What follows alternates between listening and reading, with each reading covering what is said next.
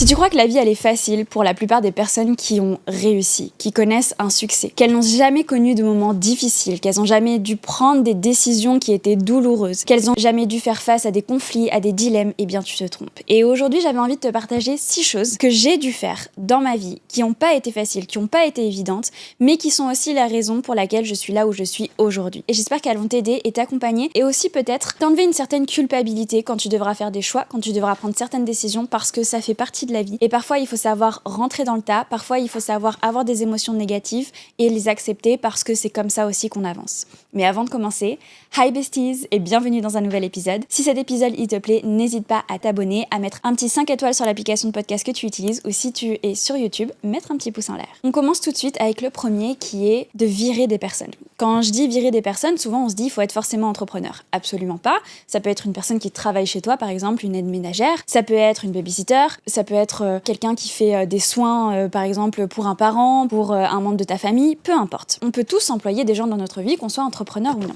Et la première fois, moi, que j'ai dû virer quelqu'un, c'était il y a environ 1 an et demi. C'était mon premier monteur vidéo. En fait, j'étais pas du tout satisfaite avec les vidéos qu'il faisait. Bien sûr, j'avais communiqué certains besoins, certaines envies, etc.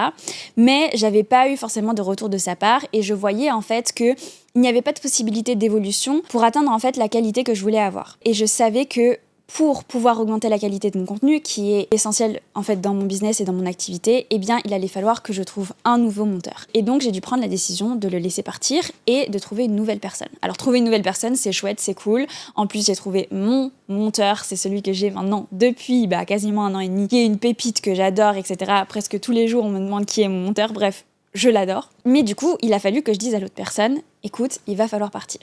Et c'est pas évident. Parce que quand t'annonces ça à une personne, t'es la pire des personnes. Parce que tu impactes sa vie, son revenu, son argent. En plus de ça, j'ai dû vraiment lui donner un sorte de préavis qui était vraiment très court. Parce que moi, je publie du contenu tous les jours. Forcément, t'es la pire des personnes quand tu fais ça. Mais c'est une décision que tu dois prendre. Parce que si tu veux faire évoluer ton entreprise, si tu veux que ton contenu évolue, si tu veux que ton contenu il te corresponde, il soit plus adapté aux différentes plateformes, Instagram, etc., qu'il soit plus d'actualité, qu'il soit plus qualitatif, il faut penser à toi en premier. Même si tu as bien sûr de la bienveillance, même si tu apprécies les personnes avec qui tu travailles, si elles ne satisfont pas, et là on parle vraiment business, si elles ne satisfont pas ton business et l'évolution de ton business, il faut les laisser partir.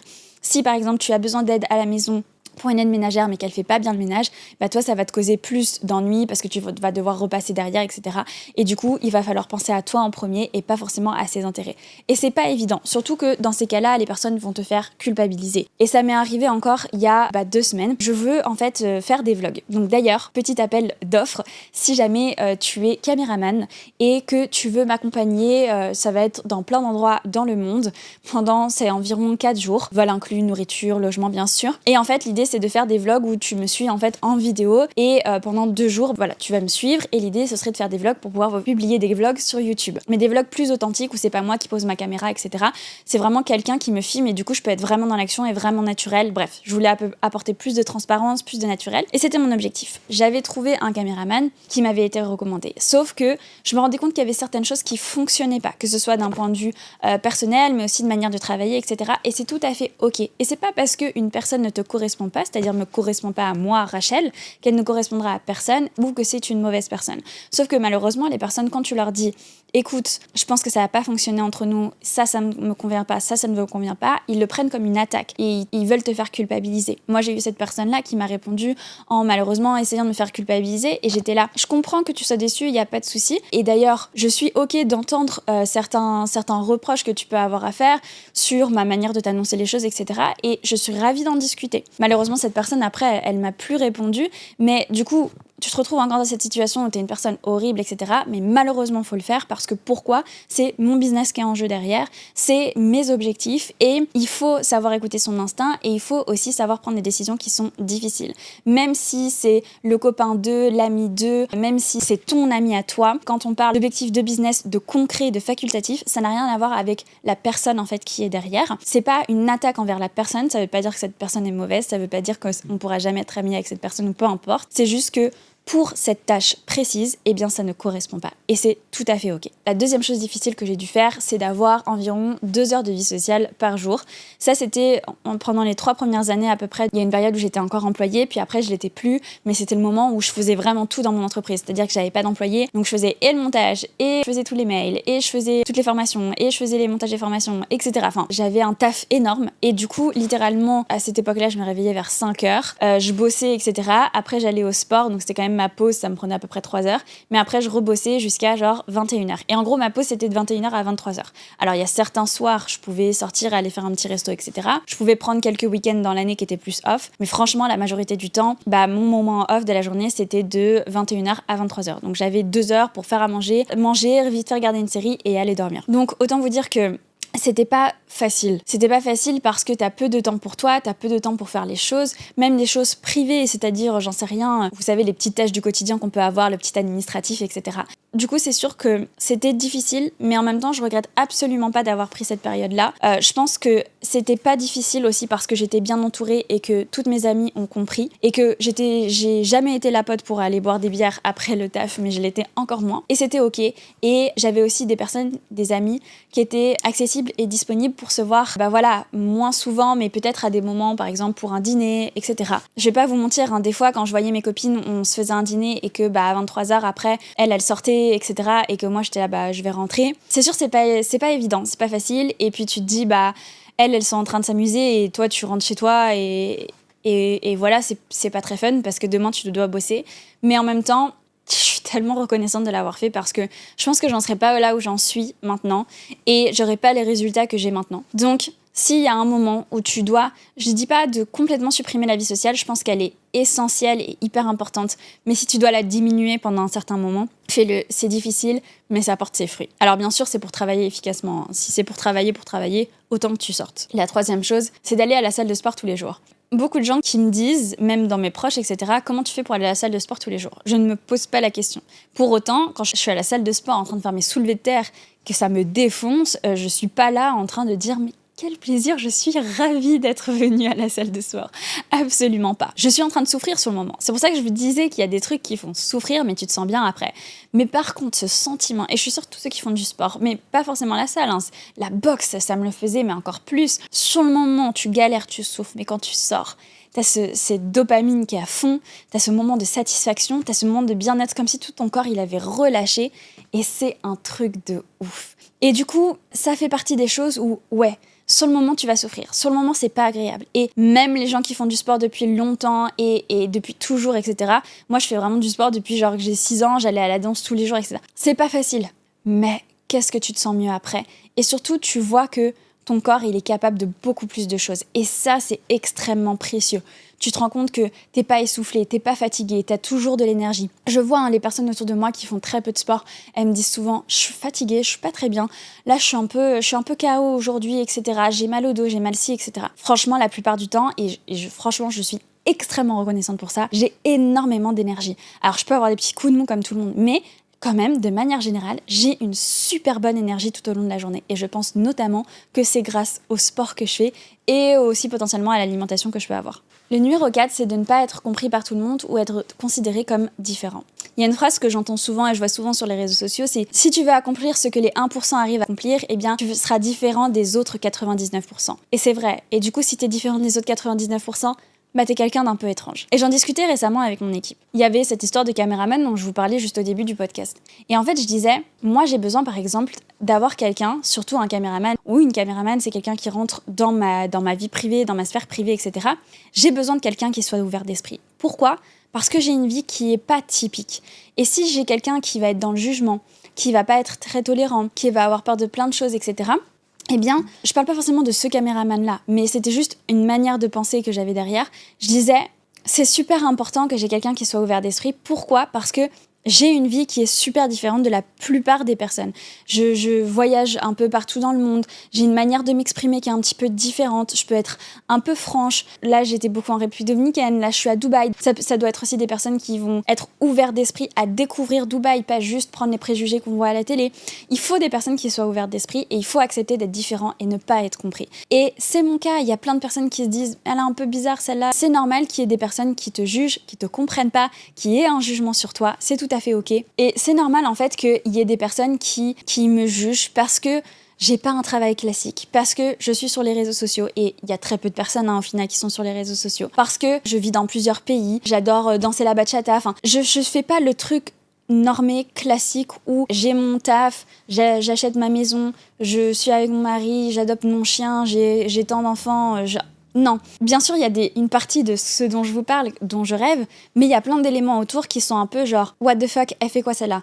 Et du coup, il faut accepter qu'il y a des personnes qui soient là genre « Elle est vraiment chelou, franchement, moi je comprends pas les nanas comme ça. » Et c'est ok, il n'y a pas de souci. Moi, je trace mon chemin et toi, tu traces le tien. Et après, tant que tu es satisfait de ton chemin, c'est ça qui est le plus important. Et si toi, tu sais où tu veux aller et que tu es heureux ou heureuse d'aller là où tu veux aller, que tu es fier de toi, fier de tes accomplissements, fier de ce que tu fais chaque jour, c'est ça qui compte en fait. Et peu importe ce que les autres pensent, c'est pas très important. L'important, c'est que tu sois bien avec toi-même. L'autre chose difficile qu'il faut accepter de faire pour avoir un meilleur futur, c'est d'accepter d'être nul. Est-ce que tu crois que quand j'ai publié ma première vidéo YouTube, j'étais la meilleure ? Absolument pas. Est-ce que tu crois que quand j'ai publié mon premier réel, j'étais la meilleure ? Absolument pas. On part tous de zéro. C'est ok.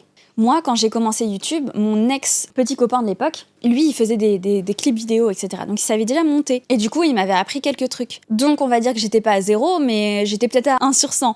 Parce que vraiment, quand je vois ce que mon monteur fait, moi, à côté, je savais rien faire. Je savais juste faire des bouts de trucs, etc. Donc, vraiment, j'avais très très peu de niveau. Que ce soit le fait de ma manière de m'exprimer aussi, si j'étais à l'aise à la caméra, enfin bref, il y a plein de choses que j'ai améliorées au fur et à mesure du temps. Je dirais pas que je suis experte maintenant, mais je suis bien meilleure. Et même si je regarde encore mes vidéos d'il y a 1 an, bien je suis meilleure qu'il y a 1 an. Parce qu'en fait, c'est le principe de la répétition, le principe de s'exercer, de se regarder. Moi, je me regarde toutes les semaines en vidéo, je m'analyse toutes les semaines en vidéo, et du coup, j'enregistre certains trucs pour m'améliorer pour la fois suivante, etc. Mais ça va passer par mon élocution, ça va passer par ma manière de parler, ça va passer par comment je me coiffe, par mon maquillage. Avant, je faisais pas les podcasts dans un studio, maintenant je les fais dans un studio. Bref, au fur et à mesure du temps, tu t'améliores. Et en fait, il faut accepter d'être nul. On nous a appris ce truc que, ah oui, quand on est adulte, on doit tout savoir, et que c'est quand on est enfant qu'on a le droit de tomber et de se relever. Non!